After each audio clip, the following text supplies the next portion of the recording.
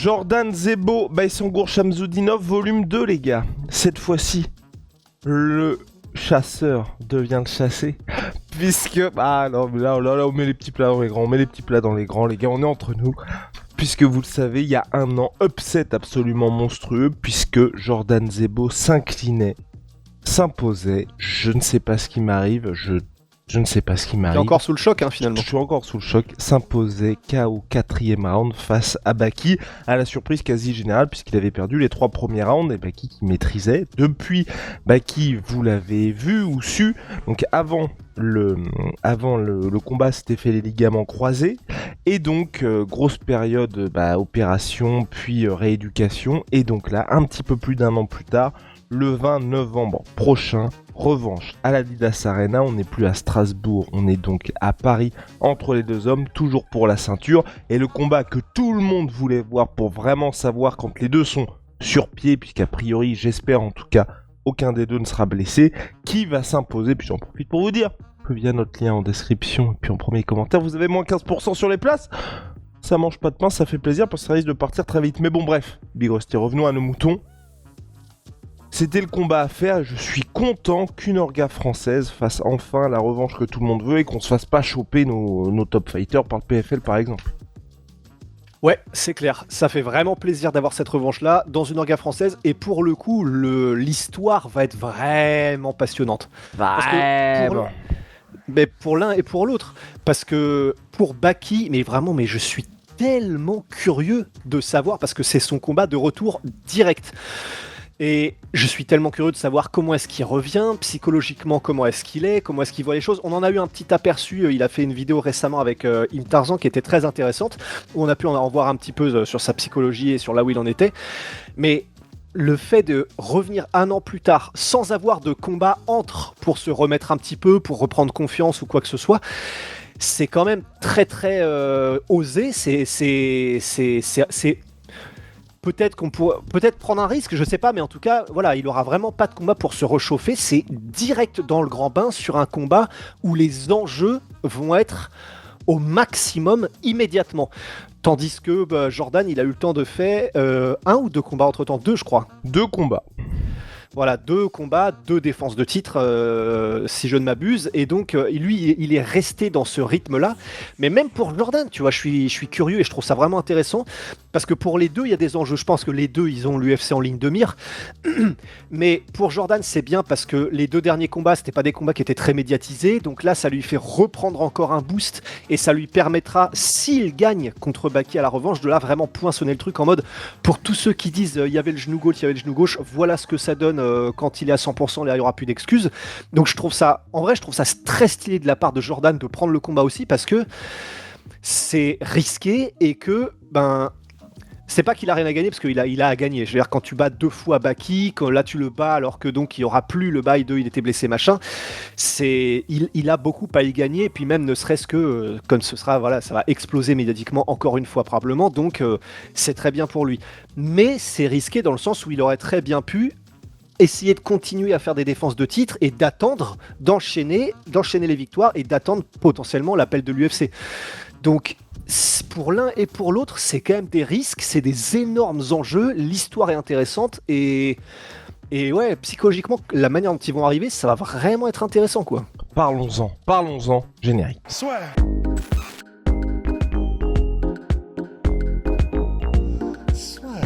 Je suis d'accord, et c'est pour ça que ce combat me hype, parce que le premier, souvenez-vous, c'est quand même vraiment pour moi important de mettre du contexte là-dessus, c'est qu'avant le fight, tout le monde pensait que Jordan allait perdre. Et donc il n'y avait pas vraiment de hype autour du combat. C'était, pour Baki c'est intéressant, ça lui permet de step up, on se projetait tous vers Baki, va aller au PFL ensuite et va vraiment expédier ça. Et c'est le résultat du combat qui a fait basculer cette rivalité dans une autre dimension. Quand je dis ça, on n'est pas du tout dans ce qui s'était passé avec le dernier combat de Paul Dana, ou même l'avant-combat, il y avait vraiment une grosse hype parce que les gens attendaient vraiment cette collision-là. Là, on était en mode, ça va être promenade de santé pour Baki. Les 3 premiers rounds nous redonnent raison parce que mine de rien, il n'y a pas, certes, du côté de Baki, beaucoup de dommages qui sont créés, mais il est tête et épaule au-dessus de Jordan Zebo puisqu'il est complètement en contrôle là-dessus. Et donc, honnêtement, on s'attend, enfin en tout cas personnellement, quand je vois ce qui se passe aux 3 premiers rounds, je me dis vraiment victoire de Baki qui crouse par décision, comme on l'a vu maintes et maintes fois. Et ce qui se passe au 4e round, qui est un choc, mais je me souviens, on était ensemble, on était au week-end de compétition, on était en train de regarder, tout le monde, et je pense que dans la salle c'était encore plus hardcore, mais la violence du chaos, du retournement de situation, enfin, on n'a même pas le temps limite de s'en rendre compte parce que t'es en mode waouh, qu'est-ce qui se passe vraiment? Donc d'avoir eu ça et d'avoir eu ce choc-là qui fait que t'as beau dire tout ce qu'il y a eu avant, parce que on n'est pas non plus dans un chaos sur un lucky punch où d'un seul coup, tu vois, c'est terminé. C'est vraiment quelque Non, chose qui est c'est construit aussi. Et c'est pour ça que c'est absolument. hyper intéressant, c'est qu'on est dans une revanche où tu as le côté Baki qui peut se dire, bah les gars, on a quand même les 3 premiers rounds qui sont vraiment, mais dans notre besace salement. Du côté de Jordan, où j'entends complètement que bah en fait nous le plan ça se passait comme prévu, on savait qu'on allait accélérer et bah finalement le résultat lui donne raison aussi, et c'est pour ça que je trouve ça passionnant, parce que là en termes de confiance quand t'arrives avec ce fight là, même si du côté de Baki tu peux te dire bon bah j'étais quand même compromis et c'est vrai que c'est pas une petite blessure qu'il a eu, mais du côté de Jordan tu peux te dire bon ça a marché en laissant filer les 3 rounds, là en plus j'ai cette confiance qui fait que je peux même accélérer un petit peu avant si je le souhaite. Donc des deux côtés, je trouve que c'est vraiment, vraiment passionnant. Et c'est très rare d'avoir des revanches comme ça où on part dans un truc et où on se dit, enfin, pour le coup, ben, je suis très intéressant de voir les cotes, mais c'est pas du 50-50, mais pas loin, tu vois. Ah mais c'est pour ça, et c'est pour ça qu'effectivement, là, pour Jordan, d'arriver en se disant, j'ai pris tout ce que Baki avait à me donner, à m'envoyer, à m'offrir, à me balancer pendant 3 rounds, j'ai survécu. Alors tranquille, je sais pas, mais en tout cas, il était en bonne forme dans le 4e round pour mettre en place, enfin disons pour mettre les clous dans le cercueil de tout ce qu'il avait mis en place jusqu'à maintenant, à savoir des énormes low kicks, des énormes kicks pour créer des habitudes chez Baki, et au 4e round donc capitaliser sur ces habitudes créées pour balancer bah voilà tout ce qu'il a balancé, enfin le kick et puis même les coudes etc en clinch quand il a trouvé l'ouverture et tout ça. Donc pour Jordan, comme tu dis, la confiance de te dire bon, j'ai pris tous les coups au corps qu'il a pu m'envoyer, j'ai pris les enchaînements, il a réussi à me coincer le dos à la cage, il a pu me balancer tout ce qu'il m'a balancé, machin. Non seulement j'étais toujours là, mais j'ai pu, comme je le voulais, terminer mon game plan ensuite. Effectivement, je pense qu'il va arriver résolument différent et un peu plus en conquérant, faut voir, parce que faut pas non plus faire un game, enfin j'imagine, tu vois, mais l'erreur, ça pourrait être justement d'arriver peut-être un peu trop confiant et d'arriver en mode bon bah je peux aller au contact encore plus facilement, je peux aller tu sais aller au contact proche, tu sais limite en anglaise ou quoi que ce soit avec Baki, bah peut-être pas non plus, mais en tout cas il peut arriver en se disant bon, je sais ce qui a marché, je sais ce que je peux encaisser, il me fait moins peur, tu vois, ou enfin vraiment, j'ai non seulement le niveau, mais je l'ai même dépassé dans le premier combat, donc c'est vraiment intéressant. Mais ce qui est trop bien, c'est comme tu dis, les deux ont aussi des motifs de.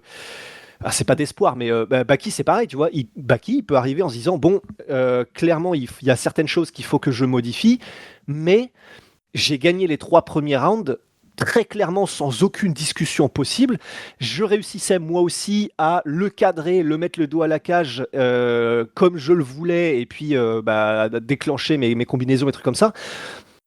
Certes, après le combat, on a quand même vu à la vidéo Baki qui lui-même demandait mais qu'est-ce qui m'a manqué, tu vois, à Nicolas Haute. Et je crois qu'il lui répond c'est du jus ou un truc comme ça. Ouais, voilà.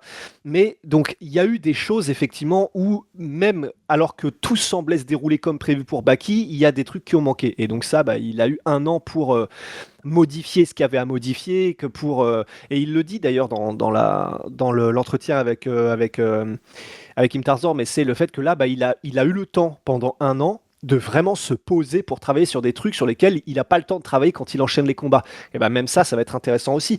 On peut avoir un Baki qui va arriver 1 an après, radicalement différent. Non, faut pas non plus abuser. Il va pas arriver en mode Michael Venom Page, en mode karatéka ou quoi. Mais avec ce style qui est le sien, il aura eu largement le temps de faire des modifications potentiellement profondes sur son approche, sur la manière dont il applique son style, qui seront vraiment fascinantes. On va arriver, c'est le problème, mais aussi la bonne chose avec le fait qu'on n'a pas vu Baki pendant un an, c'est que il va arriver, il n'aura pas le droit à l'erreur pour son retour direct, mais il y aura aussi un Baki nouveau probablement, tu vois. Oui, monsieur. Baki 2.0. Du côté de Jordan, évidemment, il y a eu cette activité qui a été intéressante pour lui. Néanmoins, et c'est juste ça, moi, que je regrette un peu, c'est vrai que malheureusement pour Jordan, t'as eu certes cette activité que tu peux cocher, mais il n'y a pas vraiment eu de test où on peut se dire, bon, bah là, il a véritablement step up. Il y a eu une petite frayeur lors de son avant-dernier combat, et le dernier, il aurait très bien pu, et là, ça aurait été assez incroyable, même si c'était un peu ce à quoi tout le monde s'attendait, c'est qu'il explose son adversaire au premier round. Finalement, ça a été une petite guerre, et certes, il a eu le finish, mais à part le côté activité, en tout cas, de mon côté, tu vois, typiquement, j'aurais bien aimé le choc contre Alvi, pour qu'on se dise, bon, bah ça y est, t'as encore des étapes qui ont été franchies de son côté. C'est sûr. En fait, je peux pas m'empêcher de me dire quand même dans ces cas-là, est-ce que le fait d'affronter des gars dont on s'attend à ce que tu les exploses, en fait, ça doit pas être non plus le plus évident à naviguer, parce que tu n'as pas envie de prendre tous les risques et d'y aller en te disant, de toute façon, je suis au-dessus, il faut que je le termine hyper rapidement et choix spectaculaire, parce que sinon, on va encore me dire je sais pas trop quoi. Mais si tu le fais et que tu te fais cueillir par un mec justement pour lequel tout le monde s'attend à ce que tu l'exploses, c'est risqué aussi. Donc en fait, c'est aussi le problème d'affronter des gars où soit personne ne les connaît, ou en tout cas tout le monde s'attend à ce que tu les exploses. C'est que ouais, pour quelqu'un qui est cérébral pendant le combat comme Jordan, ouais, t'as plutôt intérêt à ne pas prendre trop de risques et juste assurer la victoire. Mais dans ce cas-là, effectivement, ça n'impressionne pas autant les fans, et ça fait des combats et des trucs qui, même si le bilan, lui, il augmente petit à petit, c'est pas mémorable, quoi. Et ça ne rassure pas forcément, on n'en apprend pas forcément autant sur Jordan, ses potentiels progrès, etc. Donc c'est pour ça que c'est bien aussi pour Jordan d'affronter Baki, c'est que voilà, là, il va revenir à au-delà du fait que ça va être surmédiatisé, on connaît, on sait le niveau de Baki aussi, on sait que voilà, Baki comme Jordan, c'est l'élite du MMA français. Voilà. Là, comme tu dis, ça va être 50-50, donc au moins on saura des trucs, quoi. Et voilà. Petit éternuement, les gars. Les enjeux. Donc évidemment, il y a le titre Ares. Honnêtement, je pense que c'est tellement accessoire dans le cadre de cette revanche-là, parce que l'un comme l'autre, malheureusement, aujourd'hui, Ares, c'est pas une finalité dans la carrière d'un combattant, donc c'est plus pour la suite. Si Baki perd, qu'est-ce qui se passe?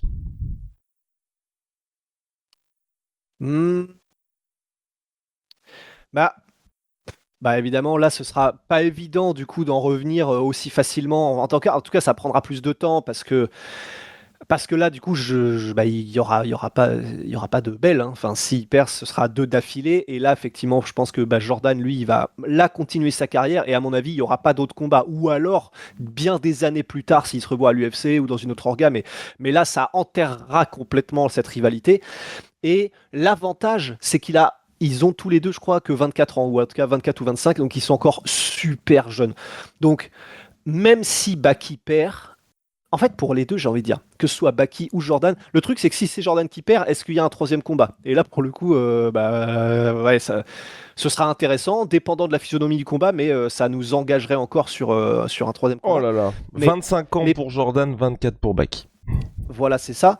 Mais en fait, l'avantage, c'est que j'ai envie de dire, pour l'un comme pour l'autre, de toute façon, ils font partie du futur de la KT, du MMA français. Donc, bon, si Baki perd que ces 2 d'affilée, il faudra plus de temps pour revenir, il faudra plus de temps pour... mais j'ai pas de doute qu'il le ferait. Hein. Enfin, mais même Jordan, je veux dire, si là, Jordan Attends, on est sur si Baki perd, là. On est sur si Baki perd. Okay. Parce que si Baki perd, pour moi, ça veut dire que Jordan, à mon sens, va à l'UFC juste après. Je le vois pas rester encore à Arès parce que t'auras vraiment fait le taf. Ouais, voilà, c'est ça. En fait, soit ça, soit il va au PFL pour prendre un peu d'eau. Mais je crois que c'est pour PFL, ça. Non, il a pas trop. Non, il a une dent contre et je crois qu'il y retournera pas. Mais ouais, donc effectivement, c'est si Baki perd, donc Jordan, lui, il s'envole probablement vers l'UFC.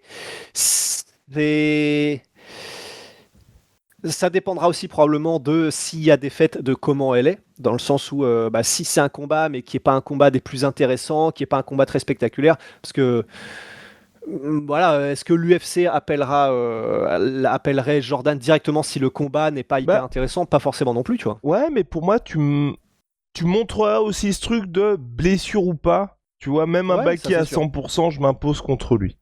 Et je pense Ouais. que pour le coup, si Baki perd, je sais pas.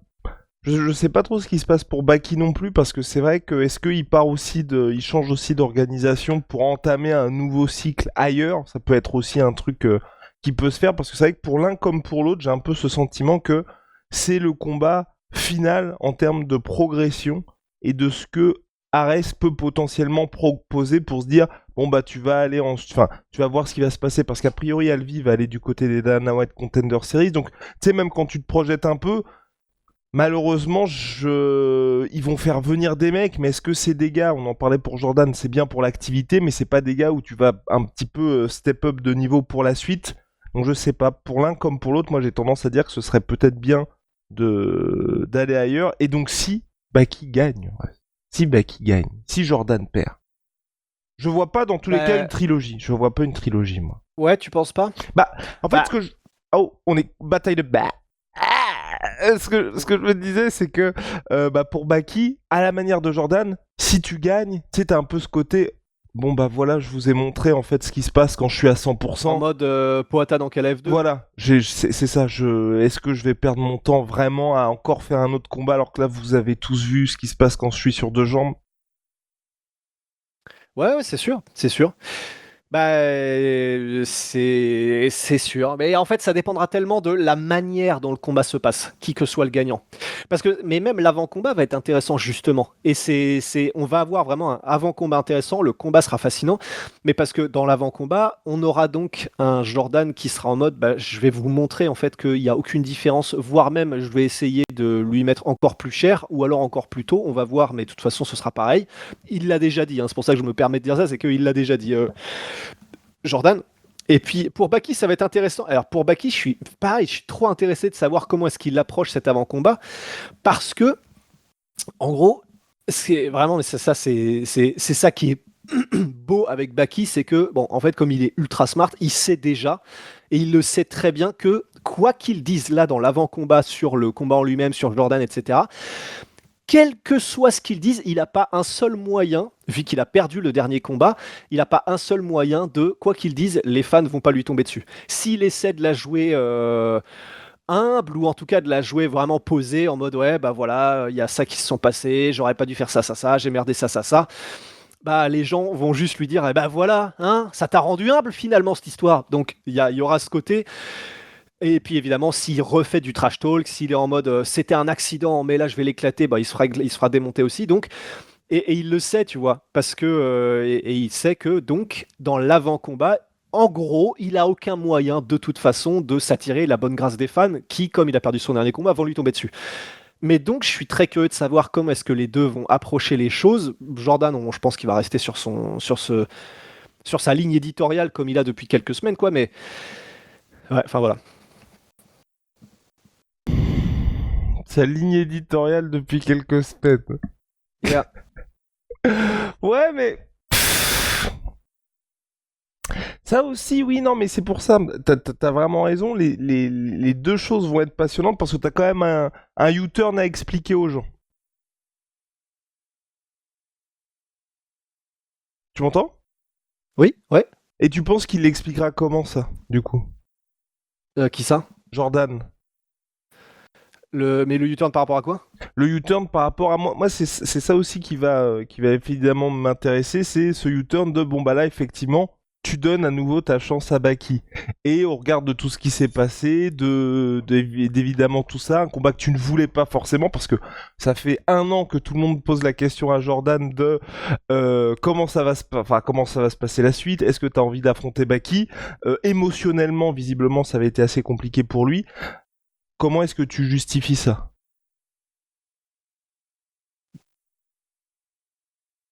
Bah, J'imagine que ça peut être en mode. En fait, c'est soit je continue de prendre des gars que personne ne connaît vraiment et qui m'apportent pas grand-chose, soit bah, je fais un combat où ça intéresse beaucoup les gens. Il y a une inconnue, qu'elle soit bah, en termes martial ou qu'elle soit juste sur. Bah, en fait, non, elle est surtout en termes martial, quoi. Surtout en termes de ce qui se passera dans le combat.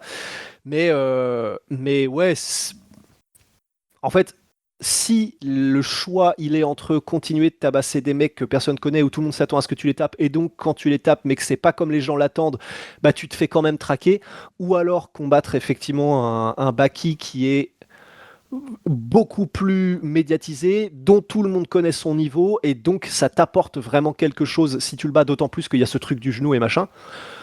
Bah pour moi, c'est vrai que c'est une évidence. C'est juste beaucoup de risques, mais quand tu le dis comme ça, c'est vrai que ça paraît une évidence et je pense qu'il a très bien fait, tu vois. Mais c'est juste très risqué. Moi, ma petite théorie comme ça, et je n'en ai pas parlé à Jordan évidemment, parce que j'ai peur, vous le savez, c'est qu'en gros, il a eu aucun problème à reprendre Baki, c'est juste en termes de négociation, c'est bien de dire j'ai pas du tout envie de l'affronter à nouveau, parce que depuis le début, je veux dire, c'était le combat à faire, et même nous, quand il y avait Alvi qui était arrivé, on était en mode, enfin, qu'est-ce qu'Alvi fout là-dedans, puisqu'on sait tous que le plan d'arrêt, c'est de faire, enfin, s'ils arrivent à conserver les deux, de faire Jordan contre Baki volume 2. Et que de son côté de Jordan, il n'avait aucun intérêt à dire j'ai envie d'affronter Baki, alors que si tu fais non, mais il avait aucun intérêt, oui, il avait tout intérêt à dire je ne veux pas l'affronter, comme ça l'organisation va lui proposer un peu plus, je pense. Ah bah c'est sûr, et il aurait bien raison. Bah, de toute façon, on sait que même à la base, il voulait pas faire le combat de toute façon, Jordan.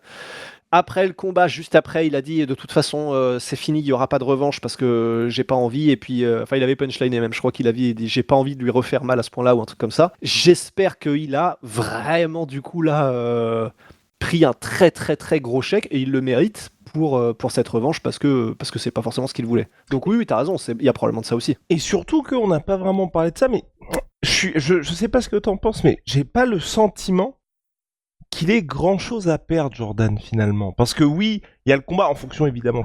Tu l'as dit et t'as très bien fait de comment il perd. Mais tu vois, s'il perd par décision, imaginons, on a bis repetita de ce qui s'est passé sur les 3 premiers rounds. Je sais pas si c'est si grave que ça. Aux yeux du grand Bah, public. En fait, c'est simplement que, parce qu'on l'a dit, les deux sont jeunes, mais ça le ralentirait quand même, ce qui fait chier, dans le sens où bah, là, on voit, il est un peu en train de faire le tour de ce qu'on peut lui proposer sur le circuit, en tout cas français, enfin, disons européen, mais en tout cas à Arès. On sait que son objectif, c'est l'UFC, ça le ralentirait, ce qui est quand même pas idéal. Ça lui ferait perdre du temps parce que voilà, enfin là, donc ça ferait quand même chier, mais effectivement, je pense que c'est moins grave et moins problématique plutôt qu'un Baki qui est vraiment depuis ses débuts et depuis son tout premier combat sur une trajectoire, enfin stratosphérique vers l'UFC, vers les sommets, etc. Donc pour Baki, il y a eu vraiment il était en train de partir Tar Space X et là, boum, le truc s'écroule, tandis qu'effectivement, comme il a eu un parcours qui était un peu plus ouais, chaotique parce qu'il y a eu la défaite contre Cédric Doumbé, Jordan. Ben effectivement, je pense que là, si jamais il y a un nouvel accro, c'est moins, ouais, c'est peut-être moins problématique, mais ça ferait juste chier parce qu'il perdrait du temps. Il est l'heure de te mettre sur le grill. Avant qu'on en reparle un peu plus, pour toi qui gagne entre les deux lors de cette revanche-là?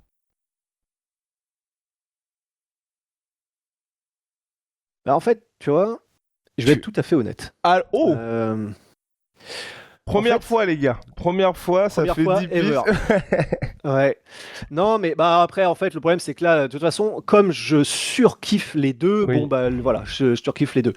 Mais si je suis tout à fait honnête, en fait, là, le premier combat, je peux pas empêcher de me dire, ok, c'est vrai, il y avait le genou gauche de Baki, mais ce qui est bien, c'est que Baki, lui, il n'a pas eu d'excuse ni rien du tout. Enfin, lui, il n'a jamais utilisé ça comme excuse. Mais il y avait donc ce côté à la fin du combat, il a tout envoyé, il a fait tout ce qu'il a pu, son game plan a été appliqué parce qu'il avait réussi à coincer, à le repousser, machin, mettre la pression, à enclencher tous ces combats en anglaise, machin, et ça n'a pas suffi. Et il avait Soit c'est Jordan, et ce qui est fort possible, hein, de toute façon, qui a une résistance hors du commun, soit peut-être qu'il manquait de la puissance de feu à Baki pour pouvoir vraiment soit l'éteindre avec des coups au corps ou à la tête, soit vraiment le creuser d'une manière qui peut le terminer plus rapidement. Il lui a manqué ça. Et sachant Et que du coup, Baki en n'a fait, jamais non plus été dans sa KA une machine à KO, dans le sens, il met des KO absolument. mais jamais en un seul coup non plus. C'est une Voilà, et destruction puis progressive. c'est ça.